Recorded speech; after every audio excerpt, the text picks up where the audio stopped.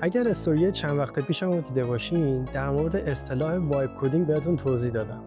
امروز میخوام یه وبسایتی بهتون معرفی بکنم که بدون نیاز به دانش کدنویسی بتونید 0 تا 100 یه وبسایت رو بدید براتون بزنه. برای انجام این کار کافیه وارد سایت lovable.dev بشید. روی گزینه ساین اپ کلیک کنید و یه حساب کاربری بسازید. بعد از ثبت نام چند تا سوال ازتون پرسیده میشه که میتونید هر طور که دوست دارید بهشون جواب بدید. حالا شما میتونید فقط با توصیف ایده وبسایتی که تو ذهنتون هست، یه سایت کامل و حرفه‌ای بسازید. مثلا من برای این آموزش طراحی یک وبسایت برای مرکز ماساژ و اسپا رو انتخاب کردم. برای اینکه نتیجه بهتری بگیرم یه توضیح اولیه به چت جی پی تی دادم و بعد نسخه دقیق‌تر اون رو به لاوابل تحویل دادم. وقتی روی گزینه ساخت سایت کلیک می‌کنید، لاوابل مراحل فکر کردنش رو باهاتون به اشتراک میذاره و شروع می‌کنه به نوشتن کدهای سایت با بهترین و بروزترین روش‌ها. چند دقیقه طول می‌کشه تا کدنویسی تموم بشه و بعد کافیه روی فلش بالای صفحه کلیک کنید تا سایت آماده رو ببینید. نکته مهم اینه که سایت‌هایی که لاوابل می‌سازه کاملاً ریسپانسیون و روی موبایل و دسکتاپ درست و قشنگ نمایش داده میشن. و تمام. امیدوارم این آموزش براتون مفید بوده باشه.